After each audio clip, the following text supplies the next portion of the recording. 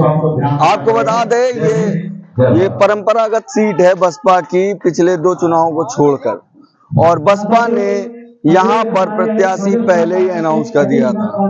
उसके बाद अब लगातार विश्वनाथ पाल, फैजाबाद से जो जुड़ी सीटें हैं, चाहे मिल्कीपुर हो, कटहरी हो, ऐसी जो सीटें हैं उन पर चौपाल और जनसभाएं कर रहे हैं। इसका नमूना आप मेरे पीछे देख रहे हैं कि जनसभा चल रही है। वहीं पर बसपा के जो प्रत्याशी हैं अमित वर्मा, वो भी यहाँ मौजूद हैं और विश्वनाथ पाल भी मौजूद हैं। विश्वनाथ पाल लगातार लोगों से मिलने का काम कर रहे थे और लोगों से कहीं ना कहीं उनके लिए एक अपील करते हुए दिख रहे थे। क्या कुछ कहा विश्वनाथ पाल ने, अब आपको हम सुनाते हैं। 403 विधानसभा की सीटें हैं, जिसका चुनाव 2022 में हुआ है, लेकिन आज खाली चुनाव 9-10 सीटों पर हो रहा है। आपके जनपद में क्या और किसी सीट पर चुनाव हो रहा है?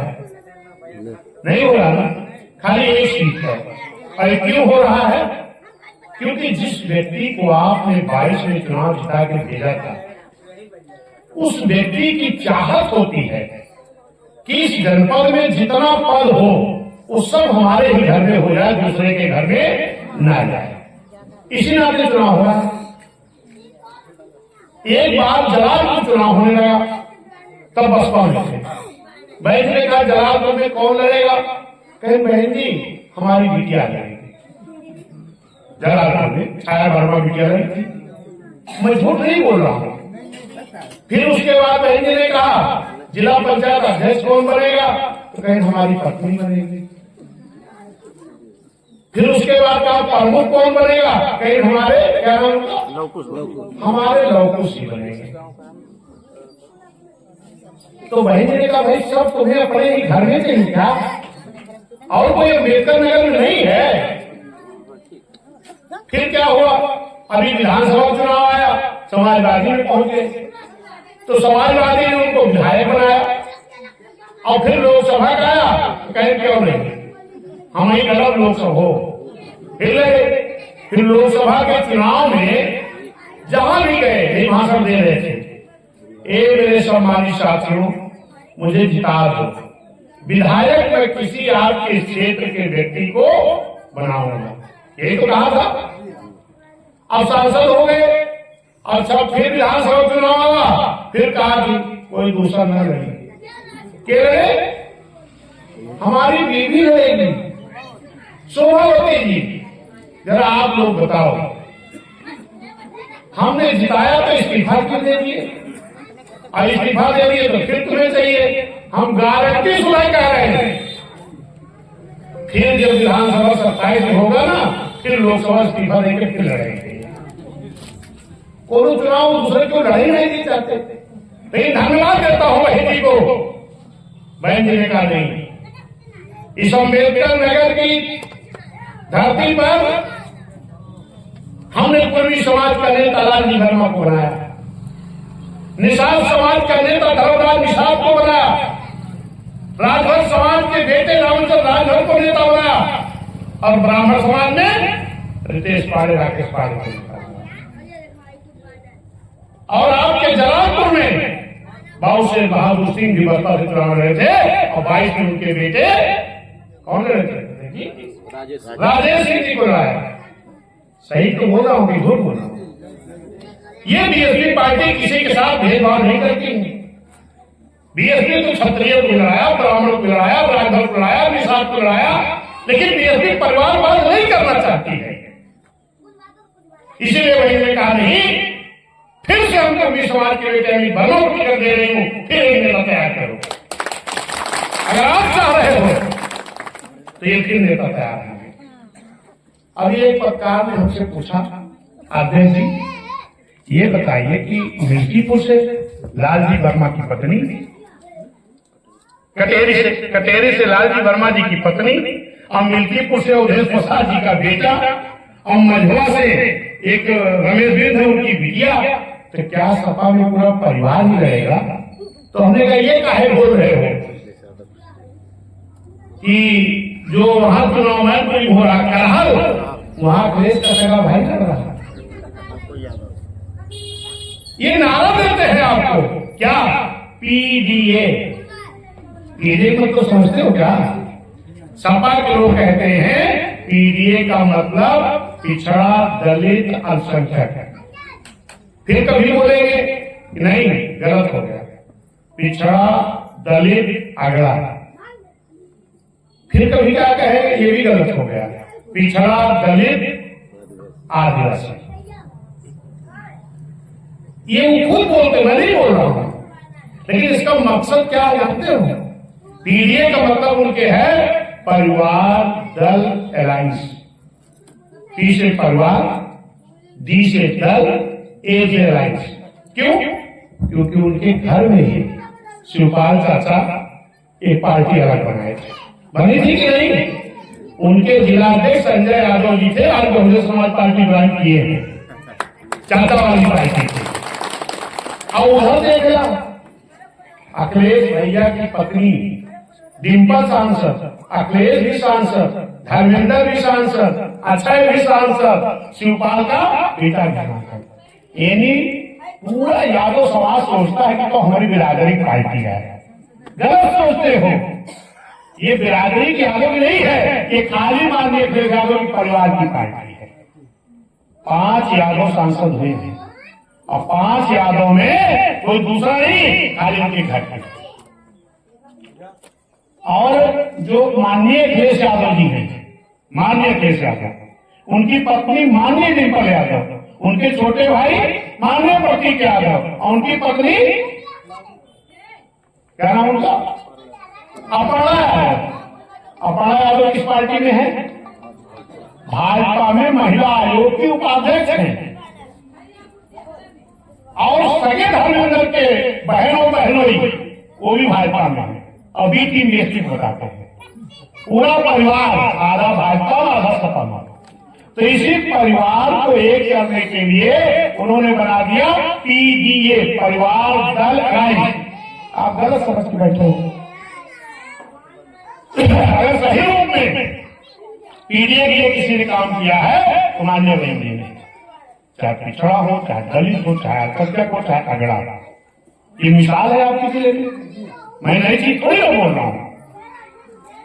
और मैं आपसे एक निवेदन करूंगा, अभी हमारे प्रत्याशी जी ने पूछा कि वोट किस पे पड़ना चाहिए, आपने कहा विकास के नाम पर। तो ईमानदारी से बताओ, ये जो फैजाबाद और अम्बेडकर नगर जिला एक था तो कितनी दिक्कतें आपको पड़ती थी? थोड़ी देर और सुनो, बसे बंद कर रहे हैं। जब फैजाबाद और अम्बेडकर नगर एक था तो कितनी दिक्कतें पड़ती थी? 151 की तारीख लेने के लिए एक दिन पहले फैजाबाद जाना पड़ता था। गलत है क्या? इस चीज को किसी ने नहीं सोचा था। माननीय बहन जी ने एक नया जिला बनाया अम्बेडकर नगर, विकास के लिए था। तो विकास तो वही मैंने किया है, लेकिन हमारे ये जो सांसद हो गए हैं ये तमाम लोगों को दबाव बनाते हैं। हमारे गौतम बिरादरी के या हमारे पाल बिरादरी, किसी बिरादरी, क्या कहेंगे? हमने आपके ऊपर एहसान किया है। जरा सुनिएगा, हमने आपके ऊपर एहसान किया है, नौकरी दिया है। तो उनसे बोल देना कि माननीय सांसद जी, माननीय मंत्री जी, आपको कोई एहसान नहीं है। बहन जी ने जो टिकट दिया आपको, ये एहसान बहन जी ने किया, और हम कचहरी वालों ने वोट लेके जिताया, तो एहसान हमने किया। उनका कौन सा एहसान है? अगर बहन जी ने टिकट दिया और आपने वोट किया तो एहसान तो बहन जी का भी टिकट दिया, और दूसरा एहसान आपका जो आपने वोट दे करके उनको जिताया, और फिर तीसरा एहसान बहन जी का जो आज राजभवन विभाग का मंत्री बना दिया। लोग कहते हैं बहन जी ने बाहर क्यों कर दिया? बहन जी नहीं चाहती पूरे खानदान राजनीति करोगे, इसलिए बाहर करना पड़ा। ये इनकी आदत थी। और बहन जी आज भी मैं जब जाता हूं तो बहन जी कहती हैं, मेरे अम्बेडकर नगर वालों का क्या हाल है? जरा सोचो बहन के दिल में कितनी जगह है आपके लिए। मामूली बात है कि बहन जी पैदा हुई गौतम बुद्ध नगर में और कर्म भूमि बना ली अपनी, आज अम्बेडकर नगर में। ये मामूली बात है। लोग जो है जहां पैदा होते उसी को बनाते हैं। लेकिन बहन जी ने आपकी जनपद को अपना कार्य से चुना है, इसलिए बहन जी को धोखा मत दीजिएगा मेरे भाई, विश्वास मत तोड़िएगा बहन जी का। फिर से तैयार करिए अपने भाई को। ये भाजपा के लोग, हम बुराई नहीं कर रहे हैं। हे भाई बहन तुम्हें रोज सुना तो क्या लो, हम तो जा बंबई, तुम तो फिर अपने इकट्ठे। गैस का कनेक्शन जाके कहां पहुंच जाएगा? चूल्हे पर। तो सिलेंडर खाली हो गया। तो भाजपा वाले सोची सिलेंडर कहा किया जाए, कहीं नहीं चला, यूपी में 80 लोकसभा है, पटक दे गरीबों के खोपड़ी पर, कहा कहीं फ्री दे रहे हैं। लेकिन एक चीज ध्यान दीजिएगा मेरी बात को, फ्री नहीं दिया गया, कहा गया फ्री दे रहे हैं, लेकिन सब्सिडी आएगी। और जब सब्सिडी आई, हरी हमारी बहनी के सब्सिडी आएगी, माता जी के सब्सिडी ना आएगी। माता जी पहुंच गई कहां? गैस एजेंसी पर, कि हमारे पड़ोसी के तो सब्सिडी आई, हमारी सब्सिडी क्यों नहीं आई? कहीं आप क्या मोदी जी वाला फ्री वाला सिलेंडर पाए हो क्या? कहीं हाँ, कहीं तब तो कहा सब्सिडी तब तक ना आए जब तक कि तुहार गैस सिलेंडर के दाम आधा ना मिले। सही है कि गलत है? सब्सिडी उसको नहीं मिली जिसको फ्री मिला था, और जब धीरे धीरे वो कट के पूरा हो गया तो आज सबकी सब्सिडी बंद हो गई। अब की जगह 200-300 आवत रही, अब केहू का 18 रुपया, तो केहू 36 रुपया, तो केहू को 3 नहीं। गलत कह रहा हूं क्या? सही है कि गलत? और सुना, जब ये ना रहे भाजपा वाले, तब गैस सिलेंडर दाम कितना रहा? 400 कुछ रुपया।